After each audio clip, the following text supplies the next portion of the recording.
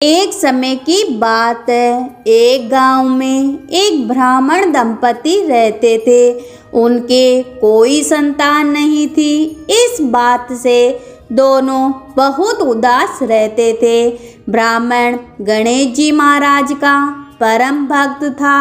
ब्राह्मण गणेश जी महाराज की खूब सेवा पूजा पाठ करता था और ब्राह्मणी से भी कहता कि गणेश जी महाराज की एक कृपा से एक दिन सब ठीक हो जाएगा, वे सब ठीक कर देंगे।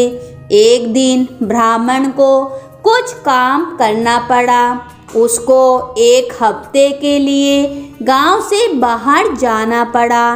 किशोरी, मुझे कुछ काम से बाहर जाना है, वहाँ एक हफ्ता लग जाएगा। तो एक हफ्ते तक तुमको भगवान गणेश जी की सेवा पूजा पाठ करनी होगी। पर मुझे तो कुछ भी नहीं पता कि गणेश जी महाराज की कैसे सेवा पूजा पाठ करूं। ब्राह्मण की पत्नी कहने लगी। ब्राह्मण बोला कि तुम्हें कुछ नहीं करना, केवल गणेश जी महाराज की मूर्ति को स्नान कराना है, उन्हें दिया जलाना है और उनको भोजन का भोग लगाना है और भोग लगाने के बाद ही तुमको भोजन करना है। समझ गई? हाँ हाँ, मैं समझ गई। आप निश्चित होकर शहर जाइए। मैं गणेश जी महाराज की अच्छे से सेवा पूजा पाठ करूँगी। तो ब्राह्मण ने ब्राह्मणी को सब कुछ समझा दिया। और ठीक है, मैं चलता हूँ, अपना ध्यान रखना। इसके बाद ब्राह्मण वहाँ से चला जाता है। अगली सुबह ब्राह्मण ने गणेश जी मूर्ति को स्नान आदि कराकर भोजन थाल सजाकर गणेश जी महाराज के आगे रख दिया। देखिए गणेश जी महाराज, आज मैं घर में अकेली हूँ और आज मुझे बहुत से काम भी है, तो मैंने आपके आगे भोजन की थाली रख दी है। आप आकर भोग लगा लीजिए, तब तक अपना सारा काम मैं पूरा कर लेती हूँ। ब्राह्मणी के मन में यह छवि थी कि गणेश जी महाराज प्रकट होकर भोजन करेंगे, जैसे हम मनुष्य करते हैं। ब्राह्मणी अपने घर के कामों में लग जाती है। काम खत्म करने के बाद वह फिर मूर्ति के पास आती है और देखती है कि भोजन की थाली वैसी की वैसी रखी है। अरे गणेश जी महाराज, ये क्या हुआ? आपने भोजन क्यों नहीं किया? भोजन में क्या कोई कमी है? आपने तो एक अन्न का दाना भी नहीं खाया। मेरी पूजा में कोई कमी रह गई क्या प्रभु? आप मुझे बताइए, लेकिन भोजन ग्रहण कर लीजिए।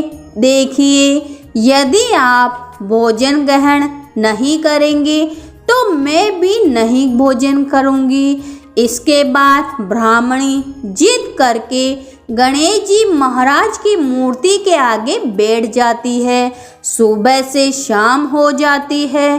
ब्राह्मणी भूखी प्यासी गणेश जी महाराज की मूर्ति के आगे बैठी रहती है। गणेश जी महाराज सोचने लगी, ये मेरी भक्त बड़ी भोली भाली है, मुझे इसे दर्शन देने होंगे, अन्यथा ये भूखी ही रह जाएगी। गणेश जी महाराज बाल रूप धारण करते हैं और ब्राह्मणी के आगे मूर्ति से प्रकट हो जाते हैं। ब्राह्मणी अपने सामने भगवान गणेश जी को देखकर बहुत खुश होती है। प्रभु प्रभु, आप आओ, मैंने कितनी प्रतीक्षा की आपकी। अब मैं आपको अपने हाथों से भोजन कराऊंगी। इसके बाद ब्राह्मणी भगवान गणेश जी को अपने हाथों से भोजन कराती है। भगवान गणेश जी भी बालक की भांति ब्राह्मणी के हाथों से खाना खाते हैं। अब यह रोज का हो गया था। रोज ब्राह्मणी स्नान करके गणेश जी महाराज के लिए भोजन बनाया करती। गणेश जी महाराज भी बालक के रूप में आते और ब्राह्मणी अपने हाथों से उन्हें भोजन कराती। देखते ही देखते 1 हफ्ते गुजर गया। ब्राह्मण शहर से घर वापस आ गया। किशोरी, मेरे ना रहने पर तुमने गणेश जी महाराज की सेवा अच्छे से की थी ना? हाँ, मैंने बहुत अच्छे से सेवा करी है। उन्हें तो मैंने अपने हाथों से खाना खिलाया और उन्हें मेरे हाथों का खाना भी बहुत पसंद आया। उन्हें मैं प्रतिदिन अपने हाथों से भोजन कराती और वो सारा भोजन भी कर जाते। ओह किशोरी, तुम तो ऐसी बातें कर रही हो जैसे साक्षात गणेश जी महाराज तुम्हारे हाथों से ही खाना खाते हैं। हाँ, यही बात है। गणेश जी महाराज मेरे हाथों से भोजन करते थे। अच्छा, अगर आपको विश्वास ना हो तो कल सुबह आप छिपकर देख लेना।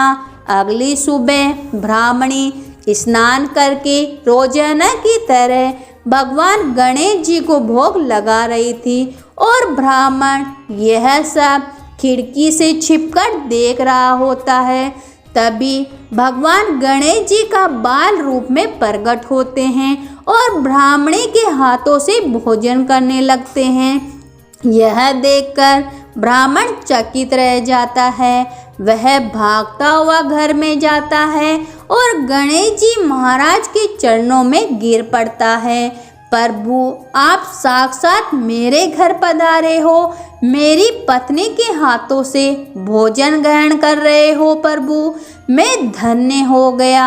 आपके पधारने से मेरा घर स्वर्ग हो गया। प्रभु, मैं आपकी इतने सालों से सेवा कर रहा हूँ, लेकिन आपका यह सौभाग्य मुझे नहीं मिला। क्यों? उन्होंने ही प्रदान किया। मेरे से कोई गलती हो गई क्या? उठो रघुनंदन, तुमने मेरी सेवा तो बहुत की, लेकिन कभी तुमने मुझे भावपूर्वक नहीं पुकारा। लेकिन ब्राह्मणी की सच्ची भक्ति भावना को देखकर मुझे आना ही पड़ा। मुझे ब्राह्मणी को दर्शन देना ही पड़ा। मुझे पता था कि तुम पीछे से छिपकर देख रहे हो। हे ब्राह्मण, मैं तुम्हें आशीर्वाद देता हूँ कि बहुत जल्द तुम्हारे घर में एक बालक का जन्म होगा और तुम्हारे जीवन में कभी भी धन धान्य की कोई कमी नहीं होगी। तुम सदा खुश रहोगे। यह मेरा आशीर्वाद है। यह देखकर गणेश जी महाराज अंतर्धान हो जाते हैं। गणेश जी महाराज की कृपा से ब्राह्मण के घर एक सुंदर से बालक ने जन्म लिया और उसका घर धन धान्य से भर गया। तो बोलो गणेश जी महाराज की जय हो।